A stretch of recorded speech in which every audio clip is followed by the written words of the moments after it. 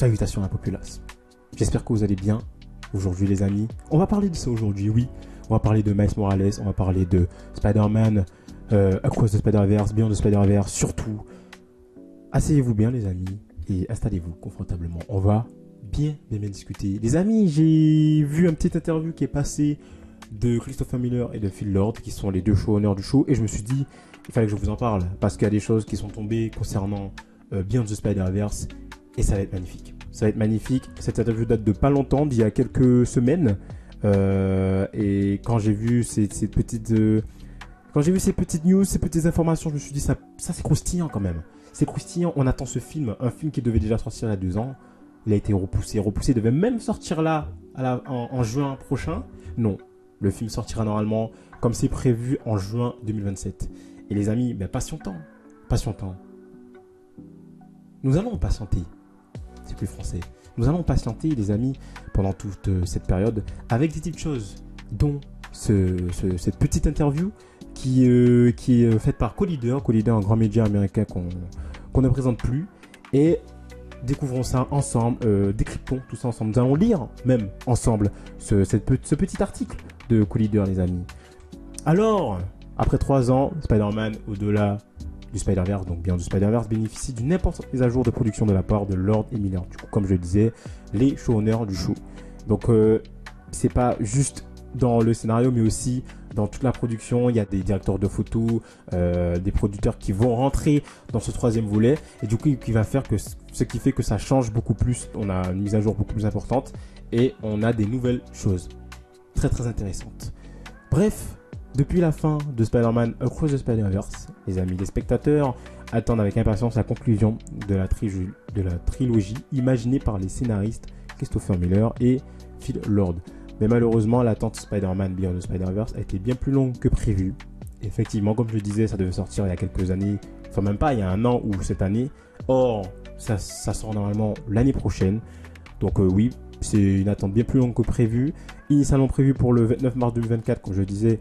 Le film a subi plus de 3 ans de report, les amis, c'est énorme quand même pour un film aussi important que Spider-Man Beyond the Spider-Verse. Mais après, il vaut mieux qu'ils prennent le temps pour nous pondre quelque chose de monumental. Et je pense que ça va être monumental. Je sais pas pour vous les amis, dites-le-moi en commentaire, mais je pense que ce film sera incroyable. Bref, l'équipe s'efforçant de gérer la production d'un projet d'animation aussi complexe. L'espoir d'une sortie rapide permettant de tirer profit du suspense insoutenable laissé par la fin du premier volet pour Miles Morales, joué par Monsieur Chamaikman, on connaît, a été définitivement anéanti, mais la production avance désormais à un rythme régulier. Donc on comprend bien qu'il y a eu un petit moment où c'était un peu plus chill, un peu plus tranquille, la production prenait son temps, mais par rapport à d'autres événements, etc. Mais maintenant, la production avance. Et on devrait avoir des images, peut-être, d'ici quelques mois, les amis. Donc ça fait plaisir. Ça fait plaisir. On continue à l'approche de la sortie de leur prochain film. Je ne sais pas si vous voyez bien. Oh, attendez, hop. Bon, ça va. Je disais donc à l'approche de la sortie de leur prochain film, donc le projet Hail Mary, parce que oui, Monsieur Lord et Miller ont réalisé un film qui sort cette année. Donc, ils sont en partie sur Spider-Man Beyond the Spider-Verse qui arrive l'année prochaine, mais ils sont surtout à fond sur le projet Hail Mary, qui est leur prochain film qui sort en 2026. Donc du coup, ils doivent juger entre ces 2 productions, ce qui fait que évidemment aussi la production a pris pas mal de retard, etc. Et voilà. Mais en tout cas, tout ça avance et ils nous annoncent leur prochain film qui est Project Hail Mary. On va passer sur ça parce que c'est pas ce qui est important. Ce qui nous importe nous, c'est Spider-Man Beyond the Spider-Verse. Donc pendant leur interview, ils ont parlé de leur prochain film, comme je le disais, mais du coup le sujet le plus important que nous on attend, c'est Spider-Verse. Et du coup il a été abordé et sans surprise, le duo est resté très discret. Évidemment, ils vont pas dévoiler des petites pépitas. On garde quand même une discrétion par rapport au projet, mais on peut avoir des petites choses à se mettre sous la dent, vous allez voir. On sait toutefois que le film prendra juste après les événements de Spider-Man Across the Spider-Verse, avec Ellie Steffy qui reprend le rôle de Gwen, qui réunit une équipe de Spider-Man alliés dans le trio multiversaire original de Spider-Man sous Spider-Verse. Donc en gros, on sera à la suite directe de la fin du 2e volet. où voilà, il y a les alliés que Gwen a rassemblés afin de retrouver Miles qui s'est retrouvé dans le mauvais univers et qui a été capturé par son double maléfique, du coup, qui est comme lui, mais c'est le rôdeur, il est devenu le rôdeur dans son univers, ce personnage-là. Ils devront également se dépêcher d'empêcher l'attaque du Spot, donc la tâche, jouée par toujours Jason Schwartzman, contre l'univers de Miles et sauver son père avant qu'il ne meure dans le cadre de l'événement canonique, donc ce fameux événement qui fait que Spider-Man va changer, va basculer, et le fait que son père va mourir. Et ils vont devoir essayer d'arrêter tout ça. Bien que les scénaristes n'aient pas pu apporter plus d'informations que ce qui est déjà connu, Lord a partagé des nouvelles de la production, de l'histoire et d'une distribution élargie d'un nouveau membre de l'équipe. Donc c'est bien ce que je disais, il y aura de nouveaux personnages dans l'équipe technique, dans l'équipe créative. Donc, nouveau membre de l'équipe qui a travaillé pour Wicked, donc le film qui est sorti il n'y a pas longtemps au cinéma, le Wicked 2.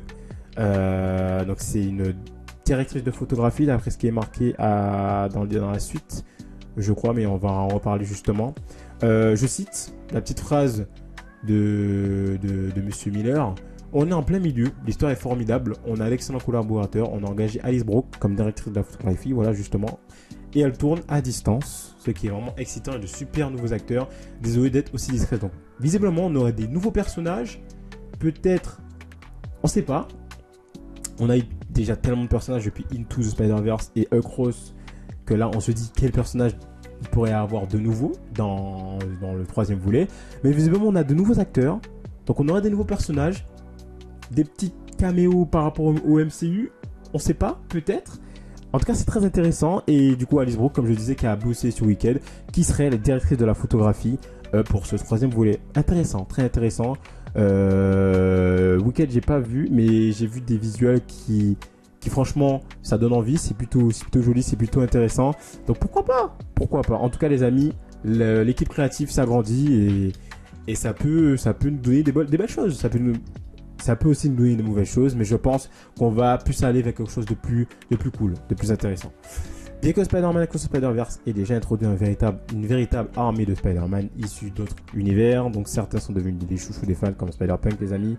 D'ailleurs, Spider-Punk, il y a un projet qui est peut-être prévu sur lui. Sony prépare un projet pour Spider-Punk avec Daniel Kaluuya qui reprendra son rôle. Donc, ça c'est pas mal quand même. Ça c'est pas mal, j'avoue. Ça c'est pas mal. En plus de ces personnages, on aurait l'arrivée de nouveaux persos, la présence de variants inédits de Spider-Man, du coup, sur grand écran. Et Miller aussi a confirmé que le Spider-Man vient de Spider-Verse, et c'est ça qui est plus important les amis, c'est aussi pour ça que je fais la vidéo. Il a confirmé que ce sera un film très émouvant. Et ça les amis, donc je lis la fin. Très émouvant comme prévu compte tenu des enjeux pour Miles dans son évolution en tant que héros. Et ça les amis, je pense que c'est vraiment sympa. Et je pense que là on va arriver vers un climax parce que là c'est le troisième volet. Ça va être une fin du coup j'imagine pour ce Spider-Man là entre guillemets, enfin dans sa temporalité, dans sa trilogie. Et le fait qu'ils disent que le troisième, déjà le premier était émouvant. Le deuxième, c'était émouvant x2. Mais là, il dit que ce sera très émouvant ce troisième volet. Mais là, on s'attend à ce qu'il y ait des choses dramatiques. Soit le père qui meurt, soit Miles qui perd sa mère, il perd Gwen.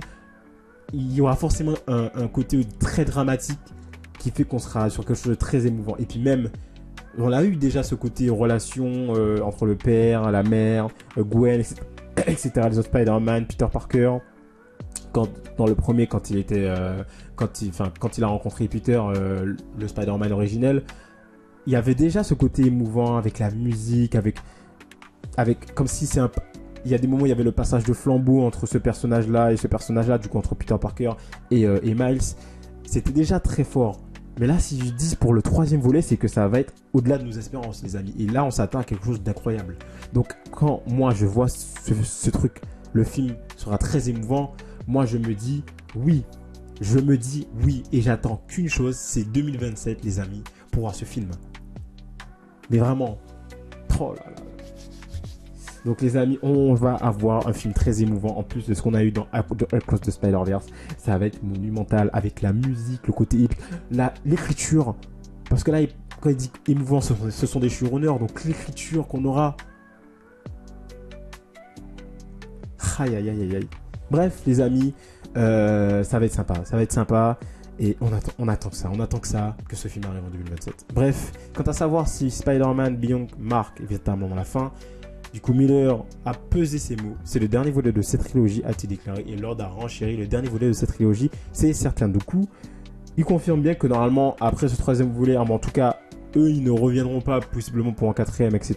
Donc, c'est vraiment, ils partent vraiment sur une trilogie et que le troisième volet Beyond the Spider-Verse va clore cette épopée de Miles Morales. Après, il n'est pas dit que Miles disparaîtra.